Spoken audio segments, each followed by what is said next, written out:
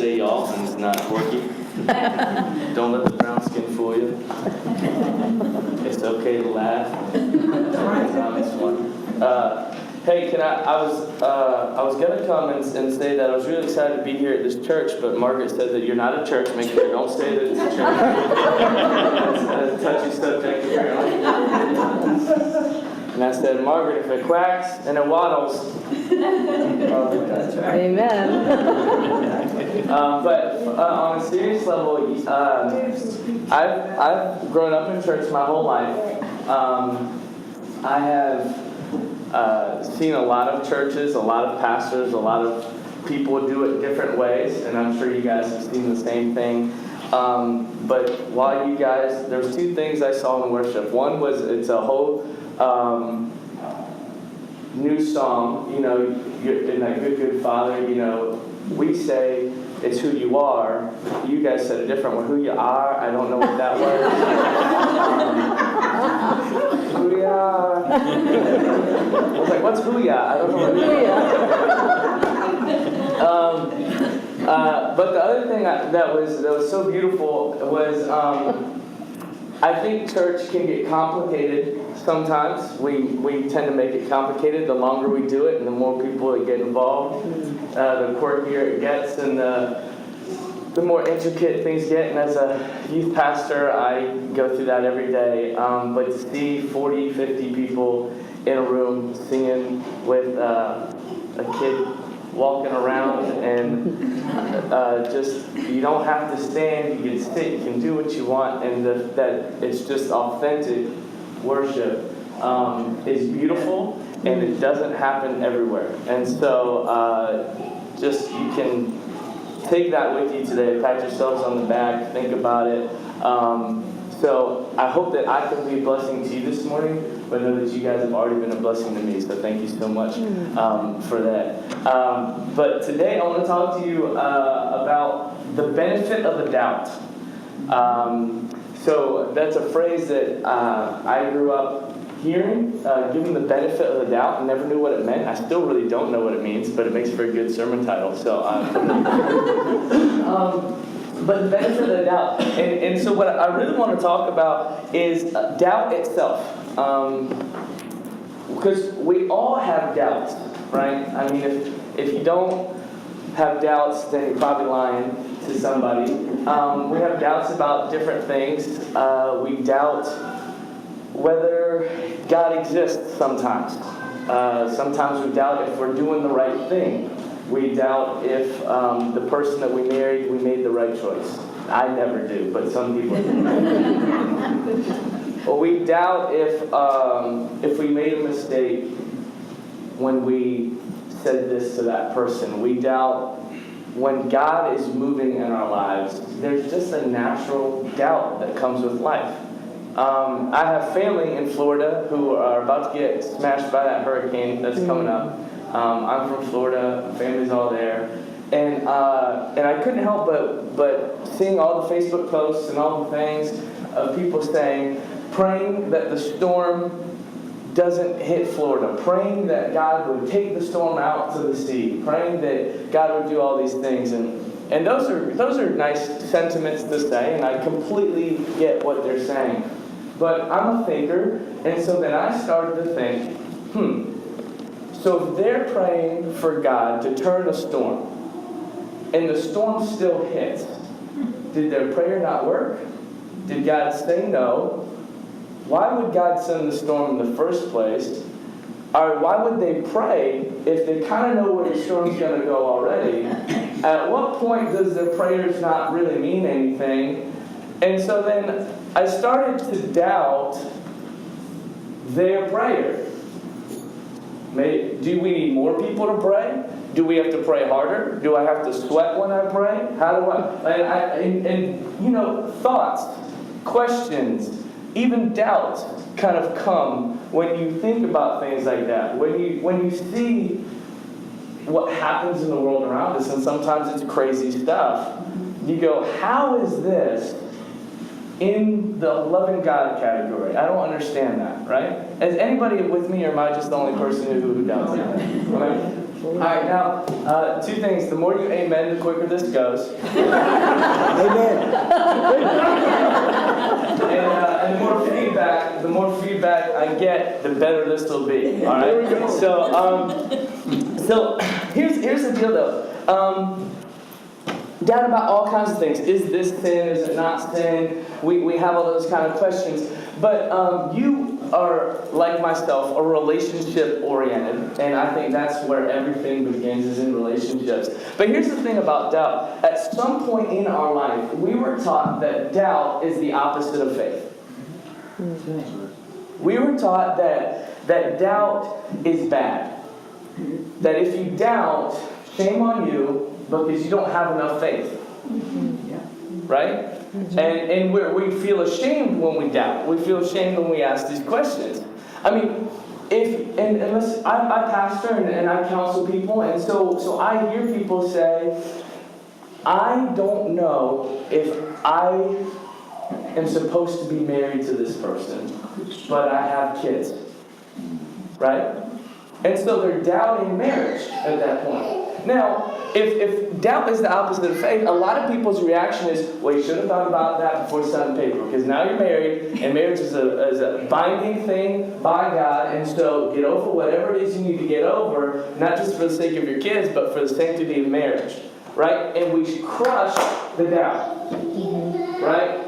We say, shame on you for your doubt, have more faith, because guess what? Romans 8:28 says, he works all things for those. And we quote the one-liners, right? Everyone knows the Christian one-liners we pull out? Yeah. So we pull them out, and we usually pull them out, they're doubt stompers. Right? They're good doubt stompers. When I don't feel loved, you know what? John 3:16 says, for God so loved the world. Right? And we try and conquer doubt. Right? And through Scripture, it does talk about doubt. But it talks about doubt and disbelief. Okay? And they're not necessarily the same thing. Because here's my thing. Doubt and faith are dance partners. Doubt helps us to find faith. Because truth isn't afraid of tough questions. Right? And if God is truth, right? If this whole thing is what we all believe that it is, then I'm going to put it through the doubt spectrum. I'm going to question things. I'm going to be open to my doubts. Because what happens with doubt is this. Is because we think that it's bad, we shut down. We hide our doubt, right? No one's gonna let, and I deal with anywhere from kindergarten kids all the way up to going into college age at the church, and so identity is a huge thing. People doubt their identity. They doubt their sexuality. They doubt who God has created them to be. They doubt all of these things.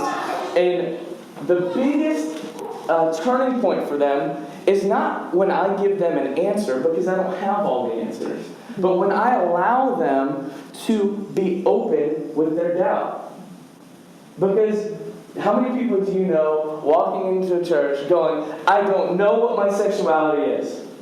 Nobody, right? Or how many people walk in and it's like, I'm not sure I am in the career path that I'm supposed to be. Or you get to college, I have no idea when my wife is coming down the road, right? People don't really walk into church with their doubts on open, because we've been trained to hide our doubts. We've been trained when people ask, hey, how you doing? All right, if I'm introducing myself, hi, I'm Arin, how are you doing? Oh, you doing good? How you doing? Good. Yeah, good, right? You're doing good. Now, he could be diagnosed with cancer yesterday, and you'd still probably tell me, I'm doing good. Because you're going to hide your doubts from the people that you don't know. But since when is hiding and isolation can do it for relationships? It's never beneficial to relationships when we're hiding, we're isolated, right? So it doesn't make sense for us to hide our doubt at that point. And I don't think Jesus wants us to hide our doubt either, right? See, when we think of doubt as the opposite of faith, then we feel like we have to overcome it. We have to pray more. We have to do more. And then that's dangerous because we start feeling like it becomes works-oriented. The more that I do, the more faith I build. And the more faith I build, the better a Christian I am. The better Christian I am, the less I doubt. And the less I doubt, and it goes back in a circle. Right? And so then we're trying a lot and questioning very little. And we listen to the pastor, and we say, that sounds good, and that's a good faith stomper. I'll pull that one for when I feel insecure. Or I'll pull that one for when I'm feeling sad. Or I'll pull that one for when this. And instead of working through our doubt, we pump it and put it away. And so I want to continue to talk this morning about the benefit of the doubt. Right? And so I don't know if you guys know, can you name anybody in Scripture who doubted? Everyone. Poor Thomas. Poor Thomas gets a bad rap, right? I mean, he really does. And we're actually going to talk about Thomas. So if you want to, you can open your Bibles to John chapter 20, and we'll get there in just a second. The fact that you guys have Bibles kind of puts you above most of the churches that I go to. You'd be surprised at how few people have their Bibles in church. But so doubting Thomas is one. Anybody have another person that's someone who doubted? Moses. Moses doubted. Yes. Jesus specifically. When he was asking God, take this cup from me. In the Garden of Gethsemane. Yeah, this isn't a great like I don't get a lot of amens when I say this, but I was like, did you know that Jesus didn't want to die for you? like he really, like the man sweat blood before he did it. He was like he prayed so hard to not die for you that he was sweating blood. But he did it anyway. And I think that's an even greater step of love when you don't want to do something. And so I completely believe that Jesus, he was doubting it right there, but he went to God and asked that he would have direction. So we'll get to that in a second. John the Baptist, absolutely. When John was in prison, he knew what was supposed to happen, but then he doubted. It says black and white that John doubted Jesus. And sitting in prison has a way of doing that. And we can take that and kind of make it a metaphor, I think, in life. Sometimes when you're sitting in the prison of dysfunction or stress or crazy family members or a hard job or a bad golf round, when you're sitting in that kind of prison, man, it can wreck. It can wreck your faith. You start to question things that you previously knew were black and white, right? So they questioned. All through Scripture, people questioned, people doubted, but God never looked on that doubt. If you can find it, you can let me know. But God never looked on that doubt negatively. God revealed Himself to that doubt. And so we're going to read through the story of Thomas here. And let me step this up a little bit. Most of you probably know the story, but Jesus has died. He's rose from the dead. And He's shown Himself to the other disciples already.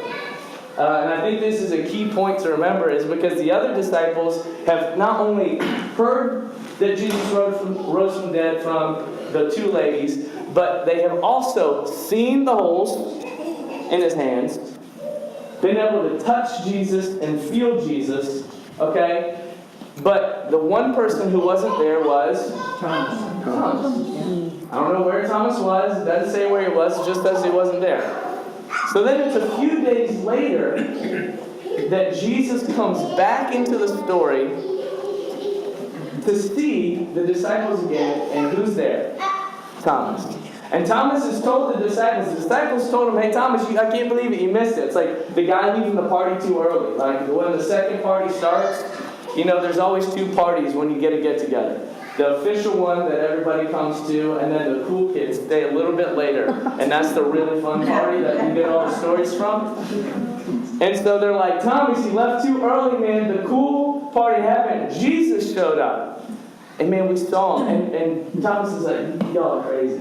I don't know what you were drinking or how much you were drinking, but you're crazy because unless I see, and this is the famous line, right? Unless I see the scars, unless I feel it, and I touch it, I'm not going to believe. So you would think, this is why he gets the name Doubting Thomas, right? And it's such a poor name. I really feel bad for him, because imagine if your whole life was defined by one moment of doubt, and that's all people remember you for. Like, it would be terrible. Remember when they just doubted that one thing, that one little time? It was 5 seconds. Oh, yeah. All right, let's write a book about it. And then give it to everybody and not say anything else. Right? So that's Doubting Thomas. Okay, but here's what's crazy about the story. Is Thomas had already proven that he was dedicated, because in chapter 11, if you look a little later, in 11 verse 26, Thomas had already said that he was willing to die for Jesus. Okay? So this isn't just a guy who's like the number 12 disciple. He's not 12 on the roster sitting on the bench. Okay? This is a guy who's already said, hey, you know what? This is when Lazarus had just died, and they thought Jesus was actually going to go die with Lazarus. And Thomas said, hey, I'm there. I'm with you, Jesus. Like, if you're going to die, I'm going to die with you. So Thomas is dedicated. So we've got to take that into perspective. So you've got a dedicated person who said, unless I see it. So I want you to put yourself in Thomas's shoes. You have someone you're willing to die for. Your husband, your wife. Your children. You have someone you're willing to die for, gets ripped from your life, and then people are trying to tell you that they're back to be alive. What would you say? You would probably say, no, because the second that you admit that they're alive is the second that you open yourself up for pain, right? Because you can work through the fact that they're dead. If they're dead, you can work through all that. You can navigate. You can let time heal your wounds. But what hurts more than someone dying? Someone dying and then being pulled back into your life. It would explode your world. And so I would do the same thing. Hey, that sounds amazing. That sounds like the thing that I've dreamed of. I can picture Thomas saying, I would love nothing more than for Jesus to be back. But unless I see the scars in his hands and I can touch it, I'm not going to believe it. Now that changes the context, doesn't it? Right? Because now we're not looking at him as someone who just doubted. But his doubt had validity. His doubt carried emotion. His doubt carried a story. And our doubt does the same thing. Our doubt has story to it. Our doubt has passion behind it. Our doubt has meaning. There's meaning. There's benefit to the doubt. So what did Jesus do? Let's pick it up. It's in John chapter 20, verse 24. So now Thomas, one of the 12 disciples, was not with the disciples when Jesus came. So the other disciples told him, we have seen the Lord. But he said to them, unless I see the nail marks in his hands and put my finger where the nails were and put my hand on his side, I will not believe. A week later, his disciples were in the house again, and Thomas was with them. And though the doors were locked, Jesus came and stood among them and said, peace be with you. Okay? So now, I don't know how Jesus did it. I don't know if Jesus was either a good, locksmith, or if he just walked through the wall. Whatever he wanted to do, he could do. But Jesus walks into a locked door. Okay? And again, if I take this and we kind of make it a little bit of a metaphor, Jesus is not afraid to walk through your locked doors of your life. When you've not only doubted, but you've shut it off. Okay, how many people do we know that not only have they doubted, but they've locked that door? They've shut that door completely. either God doesn't exist, or God can't touch this aspect of my life, or I've been hurt too much so God can't work here. And Jesus says, it's all right. I'll walk through. There's hope even in the midst of the locked door. And then this is what Jesus says. Jesus doesn't come in and say, Thomas, why are you doubting? He comes in and he says, peace be with you. Peace be with you. And then Thomas, he says to Thomas, put your finger here. See my hands? See my hands? Reach out your hand and put it into my side. Stop doubting and believe. Okay? Now, let's see. Can I borrow the college kid back here? Okay, so now it's one thing. Now, I really want to give an imagery to this, okay? Because here's the first thing that Jesus does. When Jesus comes into our doubt in this story, when we have the doubts of life, Jesus first says, it's okay. Peace. Right? He replaces the doubt with peace. Okay? But then you could say that just say that Jesus was like, okay, put your finger here, see my hands? Okay, you see my hands now? Alright. Now put it on my side. Okay, see my side? Stop believing and believe. We can make it dry, alright? In church we can make that dry. We can make it all about the knowledge and the words that we say and saying the right thing in the right moments. But this is what I picture Jesus doing instead, okay? Now we're going to get a little close here, so just work with me. But it said, hey, put your finger here. See my hands? Now take your hand. Look, see the side? I know this is what you needed. Look, it's okay to believe. Okay. Stop doubting and believe.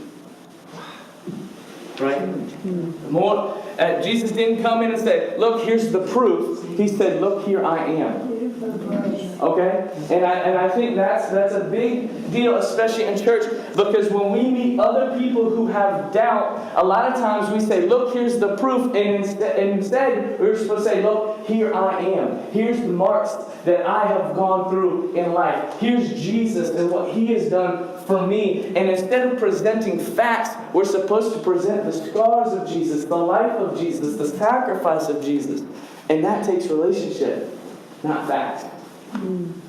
But Jesus, one of the things that I missed the first time I read it, but as I was studying, is how did Jesus know the exact words to say to Thomas? Jesus wasn't there when Thomas told the disciples, unless I look at the scars in his hand and on his side. Jesus wasn't there, but Jesus still knew exactly the expectation of the person who was doubting. So I think what we try to do is we try and bail God out. Right? Because for some reason in our heads, God can't protect Himself. And so then we try and make sure that everybody knows, no. That's a wrong belief. That's a wrong doubt. But instead, Jesus, let Jesus work.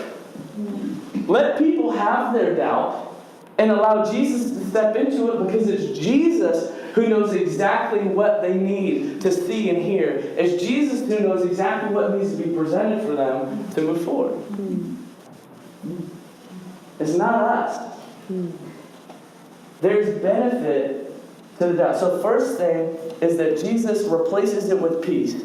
And then he shows exactly what needs to be shown, not in a factual form, but in a relational thing. He gives Thomas the freedom to believe, and it's only after Jesus has shown Himself, revealed Himself to the doubt, that then He says, stop doubting and now believe. Jesus will present Himself to the doubt to increase the faith. This is how doubt and faith are partners. Because it's through the doubt that Jesus used to cultivate Thomas's faith. And if you know anything about church history, Thomas ended up dying in India, right? And he ended up dying in India where no one else would go. Paul said, hey, I kind of want to go there, but he never got there. Thomas was the only one to get that far east. And he ended up dying for the gospel.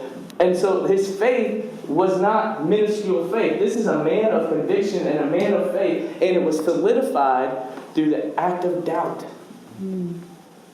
That's how brilliant our God is. And this is the beautiful part right here. After Jesus says, now stop, but one translation says, stop your disbelief and now believe. Right? And so Thomas said to him, this is the response, my Lord and my God.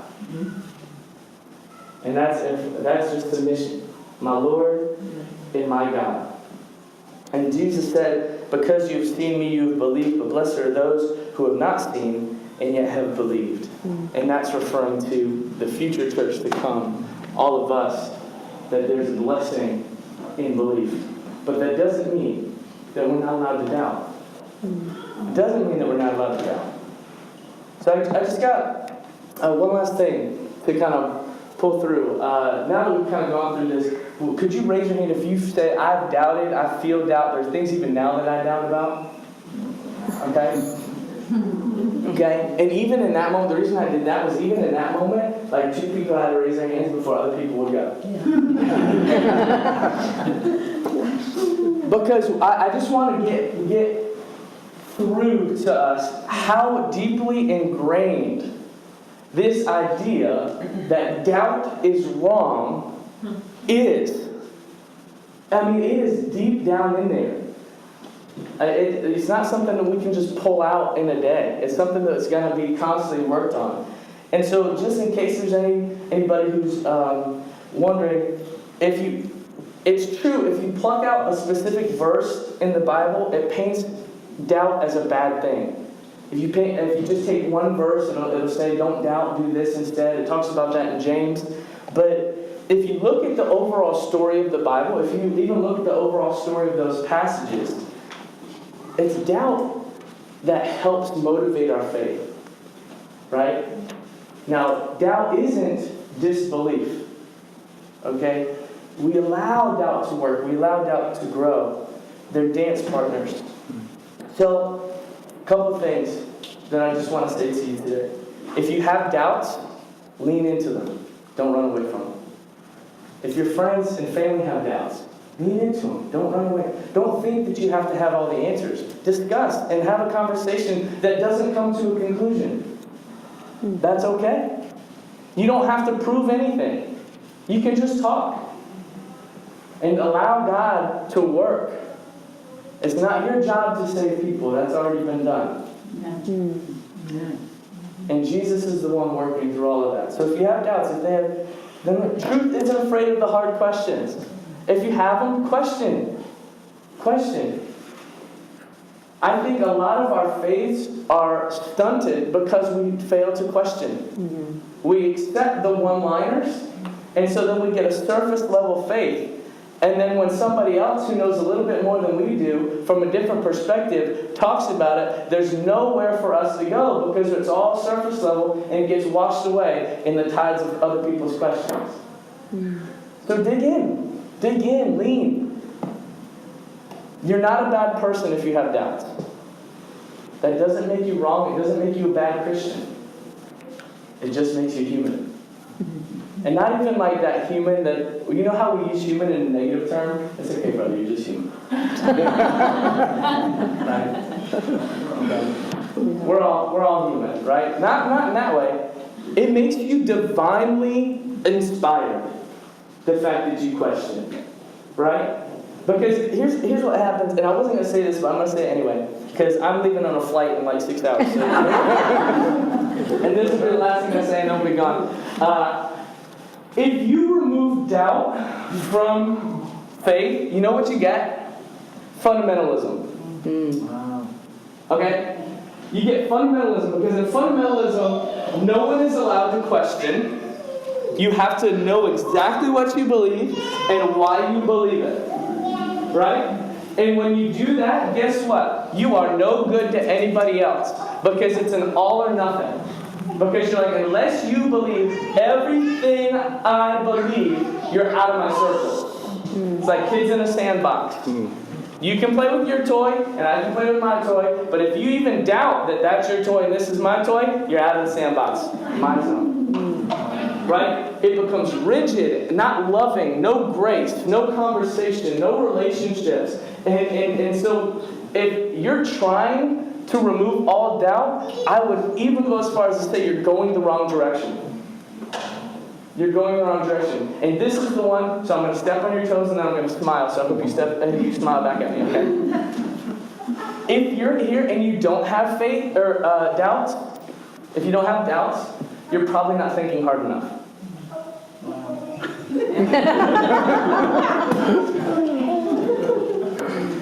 If you don't have doubts, it's probably because you haven't thought through things a little bit. I love doing this to 14 and 15-year-old kids. It absolutely blows their mind. It blows my mind. I love it. I say, hey, are you saved? And they'll go, yeah. All right, when were you saved? And some of them might be able to say, oh, I said a prayer here. Okay, how do you know that you were saved? Well, I said the prayer. Well, where in the Bible does Jesus say to say a prayer so that you can be saved? Oh, he doesn't. No, he doesn't. He said, when he was calling the disciples, he said, follow me. So follow me is action, and it's a process. So where in the process were you saved? While I was baptized, that's cool. That's a certain part of the process. But how, like, you being saved, has that changed, like, how you're living? What does it mean to be saved? Okay, and so you take, like, the fundamental thing, like, are you saved? Easiest question in the world. Like, hey, do you love Jesus? Yes. Prove it. And you start thinking about it, and then doubts start to creep in, but it's only through those doubts that 15-year-old is able to walk into college 3 years later and say, I'm saved by the love of God. Because, you know what, I said a prayer here, but God started working my life here, and then I hit this situation, and He showed me grace here, and He showed me love here, and He changed the way I live my life here, and I'm still working, and I still fail, but He's got plans for me here, and there's things that I'm going to accomplish down this way that He's called me to, and it's a process, and it's a thing, and I don't know exactly how to explain it, but I'm saved by the grace of God. Amen. But you can only do that through questions and doubts. You can't just have surface level stuff. And if you don't have any doubts, you're probably not thinking hard enough. Because there's benefit to the doubt. So, if I could, can I just pray for us? And then we'll, I guess, get out of here? Yeah. Whatever you do? Okay. I don't know what you guys do, but food is in the process somewhere, I think. Okay. So, dear Lord, I just want to thank you for this opportunity to share what you've placed on my heart. To share, Lord, what I hope is maybe a different perspective than we're used to hearing. Lord, I pray that this has come across with love and with grace. Lord, I do.